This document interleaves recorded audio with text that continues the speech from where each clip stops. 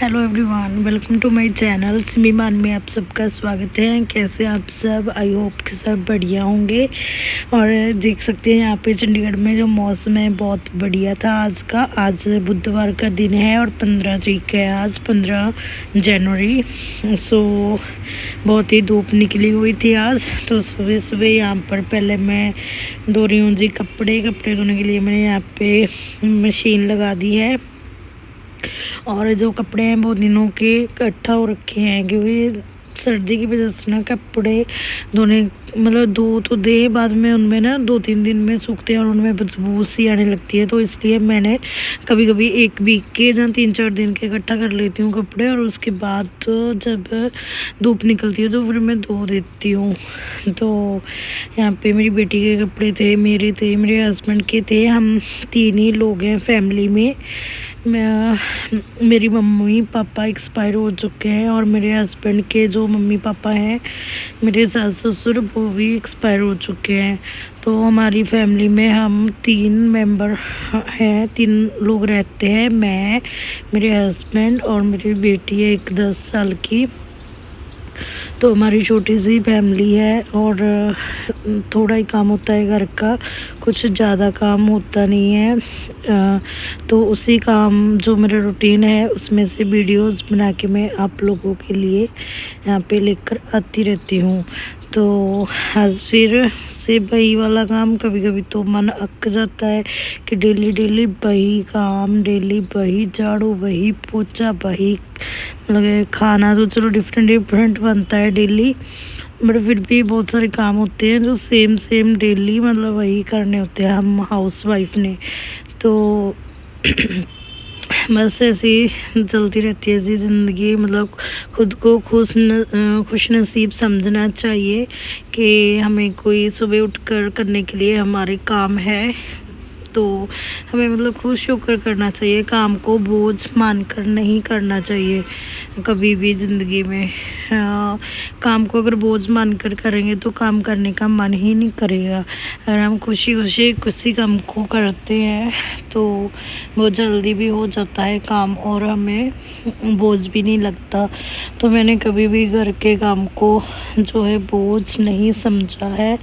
तो मैं हमेशा खुशी खुशी जो है भगवान का नाम लेते हुए घर का सारा काम करती रहती हूँ। धीरे ही करती हूँ चाहे मैं, बट फिर भी मतलब 10-11 बजे तक मेरा सुबह सारा घर का जो काम सुबह का होता है वो मेरा कंप्लीट हो जाता है। यहाँ पे देख सकते हैं हम कि मैंने यहाँ कपड़े जो है धो लिए थे, और मैं यहाँ पे सुखाने के लिए उनको डाल दूँगी। तो प्लीज़ आपको मेरे वीडियोस कैसे लगते हैं ज़रूर मुझे कमेंट कर बताना, और मेरे वीडियोस को लाइक करें, शेयर करें, और जो है मेरा चैनल सिमी मान के नाम से, इसको प्लीज़ ज़रूर सब्सक्राइब कर लें। तो जो मैं ब्लॉगिंग करती हूँ, मुझे पसंद है ब्लॉगिंग करना, मेरा शौक़ है। मैं इसको एक शौक़ के लिए मतलब ब्लॉगिंग डेली करती हूँ। मुझे अच्छा लगता है कि मुझे कोई देख रहा है, मतलब सुन रहा है। मुझे बहुत ज़्यादा खुशी होती है जब मैं व्यूज़ चेक करती हूँ। तो कभी मेरे वीडियो के 50 व्यूज़ होते हैं, कभी 100 होता है, तो कभी 20-10, मतलब जितने व्यूज़ आते हैं देखकर मुझे बहुत खुशी होती है कि आप लोग मेरे वीडियोज़ को देख रहे हो। और कितनी दूर से मतलब पाकिस्तान, बांग्लादेश में भी जो है मेरे वीडियो वो देखे जाते हैं। तो मुझे बहुत ही देखकर खुशी होती है जानकर। तो इसके बाद मैंने यहाँ पे झाड़ू सारा लगा लिया था, और झाड़ू लगाने के बाद जहाँ पे मैं लगा रही हूँ जी पोछा। बेडरूम और ड्राइंग रूम में पोछा लगा लिया था, और किचन में भी लगा लिया था। जहाँ का जी मेरा जो हॉल वाला एरिया है जहाँ पे रह गया था लगाने वाला, तो जहाँ पे भी मैंने जो है पोछा वो लगा लिया था। हाँ, आजकल क्योंकि सर्दी है तो पोछा जल्दी सूखता नहीं है, इसलिए मैं पोछा लगाने के बाद फ़ैन ऑन कर देती हूँ ताकि अच्छे से जो है फर्श वो सूख जाए। पोछा लगाने के बाद अब मैं जहाँ पर आ गई हूँ किचन में, और अब देख सकते हैं कि किचन पूरा फैला पड़ा है। जैसे कि कि हमारा घरों में फैल ही जाता है सबके। तो उसके बाद इसको मैं पूरा जो है गैस चूल्हा है इसको साफ़ करूँगी। सारा सेल्फ जो है इसको मैं अच्छे से साफ़ कर लूँगी। इसको स्पंज है जो मेरे पास, स्पंज की मदद से मतलब स्पंज को धोकर फिर साफ़ कर कर स्लैब को फिर से धोकर स्पंज को ऐसे कर करके जो है ये वाला सारा मैं सेल्फ साफ़ कर लूँगी। जब किचन का सेल्फ साफ़ हो जाती है तो मतलब फिर हम नीचे झाड़ू वगैरह लगा सकते हैं किचन में भी। नहीं तो ये रहता है कि अगर हम झाड़ू वगैरह लगाएंगे किचन में तो बाद में अगर सेल्फ साफ़ करेंगे तो सारा ऊपर का जो कचरा मतलब जे रहते हैं ना रोटी वगैरह के टुकड़े जो भी मतलब आटा वगैरह फैला होता है ऊपर स्लैब पे तो वो नीचे आ जाता है। पोछा लगाने के बाद तो कभी भी स्लैब नहीं ऐसे मतलब नीचे नहीं करनी चाहिए। तो इसलिए मैंने पोछा लगाने के और झाड़ू लगाने के पहले ही हमेशा स्लैब वगैरह सारी अच्छे से साफ़ कर लेती हूँ, उसके बाद ही झाड़ू पोछा जो है करती हूँ। तो यहाँ पे कुछ जमा हुआ था दूध वगैरह, कई बार निकल जाता है मतलब उबाला खा के ना कई बार बाहर आ जाता है दूध। कई बार हम इधर उधर रख के दूध को कोई और काम करने लग जाते हैं तो ऐसे हो जाता है। जहाँ पे फिर मैंने सारी स्लैब जो है अच्छे से साफ़ कर ली थी और यहाँ पे मैंने जो है आटे का डो बना कर रखा हुआ है जो ग्रीन वाले बाउल में, जो आप देख सकते हैं। सुबह जब मेरी बेटी स्कूल गई थी तो उसके लिए नाश्ते मैंने पराठा वगैरह भेजा था, तो तभी हमने भी नाश्ता किया था हस्बैंड वाइफ ने। तो तब भी हमने जो पराठा वगैरह मैंने बनाए थे तो मैंने डो बना लिया था सुबह सुबह ही। तो उनको नाश्ता वगैरह करके मैंने करा के भेज दिया है। बेटी मेरी जा चुकी है स्कूल और जो मेरे हस्बैंड है वो जा चुके हैं ऑफिस। वो आएंगे लंच टाइम के लिए, तो लंच टाइम के लिए वो दोपहर को आएंगे। अभी जो है बस इतना ही काम किया है मैंने। इसके बाद जो है झाड़ू पोछा लग जाएगा। तो झाड़ू पोछे के बाद मैं कर रही हूँ ये वाला क्या कहते हैं उसको, बर्तन साफ़ करने रह गए थे, बाकी सारा काम हो गया था। तो अब मैं कर लूँगी जी बर्तन साफ़। अभी मेरा जो है आई थिंक इसमें क्लिप नहीं आई है वो वाली। अभी मैंने बेड़ा जो है बेड़े में भी झाड़ू लगाया था, जो हमारे बाहर का बेड़ा है उसमें भी मैंने जो है झाड़ू लगाया था, वो आपको आगे वीडियो में दिखेगा। सो बस ऐसे करके जो है छोटे मोटे काम होते हैं, कुछ खास तो ब्लॉग में मतलब दिखाने का ज़्यादा तो होता भी नहीं है। बट अब जब मैं घूमने वगैरह जाऊंगी बाहर, काफ़ी दिन ठंड ज़्यादा पड़ रही थी तो घूमने नहीं जाया गया। तो जब मैं घूमने जाऊंगी तो वहाँ का आप लोगों को वीडियो ज़रूर जो है मैं बनाकर दिखाऊंगी। तो देख सकते हैं आप यहाँ पे घर पे ना थोड़ा मतलब बोरिंग सा फील होता रहता है, क्योंकि हमारे घर में क्या है कि मेहमान वगैरह ना आते तो हैं, मतलब का मुझे ये रहता है कि मेहमान वगैरह आने चाहिए घर में। और थोड़ा मुझे ना मतलब ऐसा फील होता है कि घर में ना खुशी सी आती है जब हमारे घर में कोई मेहमान आता है। बट हम क्योंकि हमारे सारे मेहमान दूर हैं तो वो बहुत कम आते हैं। मेरे हस्बैंड के ब्रदर और मेरा जो ब्रदर है वो मतलब कम ही आते हैं। बस आजकल थोड़ा ऐसा ही है सब, मतलब ना ये नहीं कह सकते कि बनती नहीं है, बनती है, हमारी बात हो जाती है फ़ोन पर। बट घर में बहुत कम आते हैं हमारे। तो मतलब कि मुझे जब शादी के बाद ये सारी चीज़ें पता चली हैं कि मेरे हस्बैंड जो है मतलब अपनी रिश्तेदारियों में ज़्यादा जाना मतलब पसंद नहीं करते हैं। ये वाली बात मुझे बाद में पता चली कि उसके जो रिश्तेदार हैं मेरे हस्बैंड के, वो ज़्यादा मतलब हमारे घर आना, इनके जहाँ आना पसंद नहीं करते, हमारे जहाँ आना। तो शादी के पहले भी क्योंकि जे कम जाते थे उनके पास, तो उनको जो इनकी मामी बुआ जो भी रिश्तेदारियाँ होती हैं, तो जे उनके पास कम जाते थे, इसलिए वो भी आना पसंद नहीं करते हैं। तो मतलब कुछ रिश्तेदार तो ऐसे हैं जो बार बार बस यही चाहते हैं कि हम उनके पास जाएं। तो ऐसा नहीं होता है कि मैं शादी के बाद 2-3 बार 4 बार मतलब उनके घर जा चुकी हूँ इनके साथ, बट वो खुद कभी नहीं आते हमारे घर में खुशी खुशी से। तो फिर मैं भी क्यों जाऊँ, जब बंदा खुद तो आ नहीं रहे, हम ही क्यों हर बार मतलब जाएं। तो इसलिए फिर मुझे भी ज़्यादा रिश्तेदारियों में जाना पसंद नहीं है। वैसे भी टाइम भी कहाँ होता है इतना, मतलब घर के काम वगैरह और स्कूल ऑफिस वगैरह, छुट्टियां भी नहीं मिलती इतनी। संडे सैटरडे की छुट्टी होती है, तो उनमें भी कोई ना कोई काम जो है, घूमने जाना होता है कहीं हमें, जहाँ कोई ना कोई काम निकल ही पड़ता है। सो देख सकते हैं जी आप, जहाँ पे मैं धो रही थी बर्तन। तो बर्तन धोने के बाद जो है मैं लंच जो है रेडी करूँगी।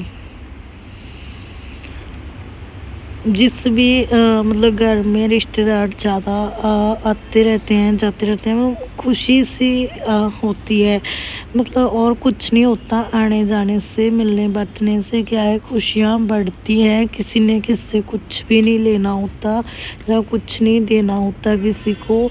अगर कोई 10 रुपये हमें देगा भी, हम भी तो वापस पलट के उसको देते ही हैं ना कुछ। तो बट फिर भी आजकल मतलब ज़माना ऐसा हो गया है कि लोग मतलब नहीं समझ पा रहे, अपने ही नहीं समझ पा रहे। तो बट सबके साथ ऐसा नहीं होता है कि हाँ रिश्तेदार मतलब नहीं आते जाते।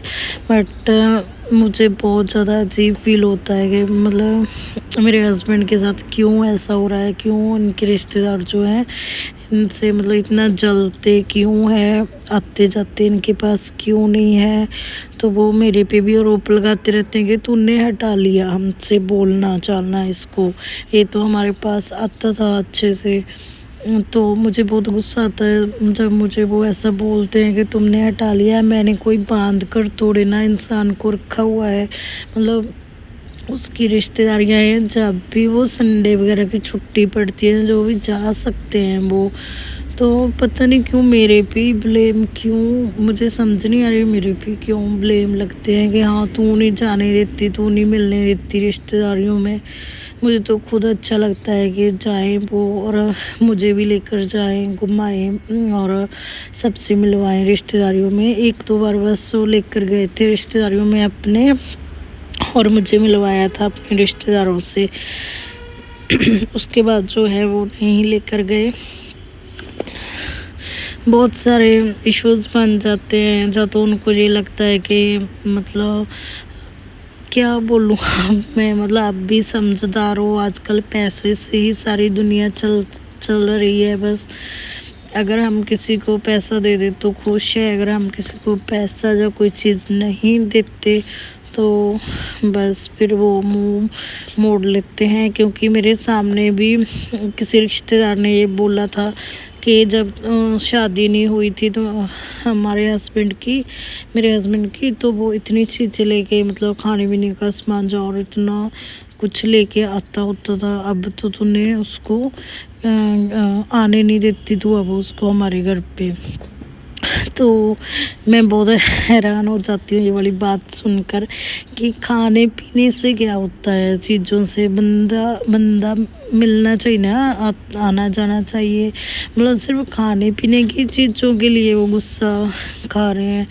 मुझे तो बहुत ज़्यादा हैरानी होती है ऐसी चीज़ों पे।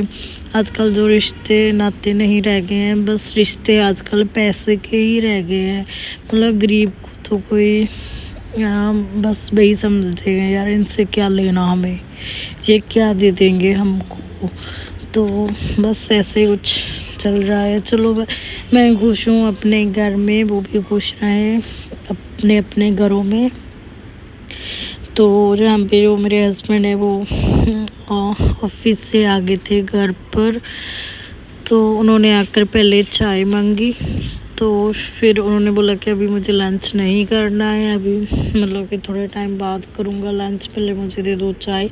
तो यहाँ पे मैंने उनके लिए चाय बना दी थी और साथ में ही मैं जहाँ पे लंच के लिए रख रही हूँ जी दाल। मैंने जहाँ पे आज बनाई थी मसूर की दाल, जो लाल वाली मसूर होती है, हमारे पंजाब में मूंगी मसरी बोला जाता है उसको। तो उसमें जो येलो दाल होती है, मतलब मूंगी वाली वो नहीं, ओनली रेड वाली जो होती है मस्टरी की दाल, वो बनाई थी। मुझे वो बहुत ज़्यादा टेस्टी लगती है। तो कुकर रख लिया था जहाँ पर मैंने, और जो दाल है उसको धोकर मैं डाल दूँगी। ये मैंने चाय लौंग डालकर बनाई थी, इसमें मैंने लौंग डाला था एक, इससे टेस्ट बहुत बढ़िया आता है चाय का।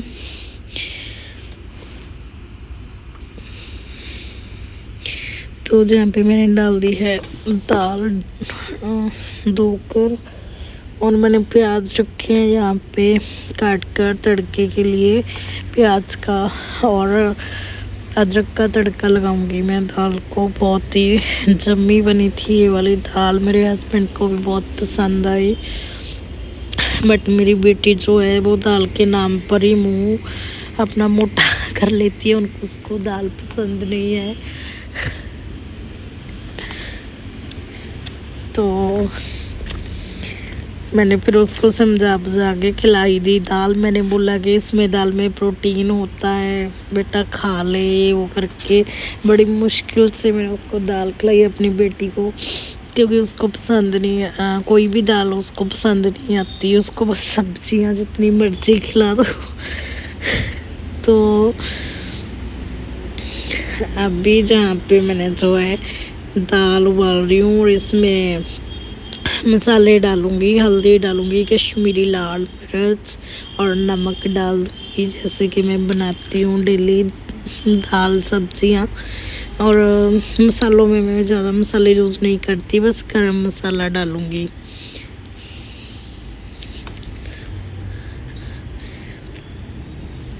यहाँ पे मैं प्याज काट रही थी इसको तड़का लगाने के लिए, क्योंकि इसका तड़का हम जो है पंजाबी स्टाइल में बनाते हैं दाल, इसका तड़का जो है वो अलग लगाया जाता है।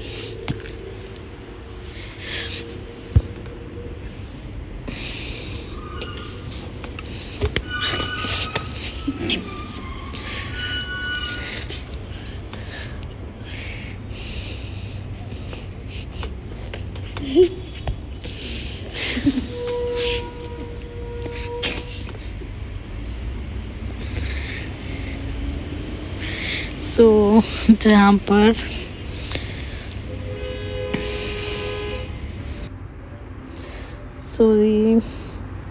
यहाँ पे दाल रख दी है मैंने बनने के लिए, और ये वाले बर्तन में मैंने दूध उबाल कर रखा हुआ है, और एक बर्तन में मैंने अभी भी बना दी है चाय। ऐसे करके ना सारा दिन बर्तन पे बर्तन होता रहता है, बस मांजते रहो बैठ कर सारा दिन बर्तन। और यहाँ पे डाल रही हूँ मैं मसालों में मैंने सबसे पहले यहाँ पे डाला क्या है जी, नमक। सबसे पहले मैंने डाल दिया जी नमक के बाद थोड़ा सा और नमक, और ये इसमें थोड़ा नमक कम पड़ गया था, बाद में मैंने खाकर देखा था तो फिर मैंने और डाल दिया था इसमें थोड़ा नमक, हल्दी, और ये कई कश्मीरी लाल मिर्च। और आ जाइए आप भी खा लीजिए, टेस्टी जमी दाल बन रही है। तो लो जी, ढक्कन कर दिया है बंद।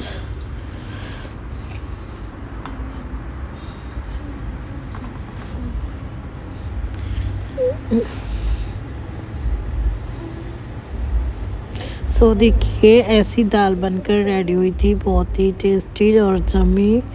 ये देख सकते हैं आप, बहुत ही अच्छी दाल, और खाने में भी बहुत टेस्टी थी और दिखने में भी, मतलब इसमें ना तो ज़्यादा पतली थी और ना ज़्यादा गाढ़ी भी थी। बहुत ही टेस्टी दाल जो है ये बनकर रेडी हुई थी। तो इस सब के बीच में मैं मिस कर रही हूँ धूप को कि जहाँ पे धूप में बैठकर मैं खा मुझे खाना, आप भी खा लीजिए। फिर मिलते हैं नेक्स्ट ब्लॉग में, तब तक के लिए बाय बाय, टेक केयर।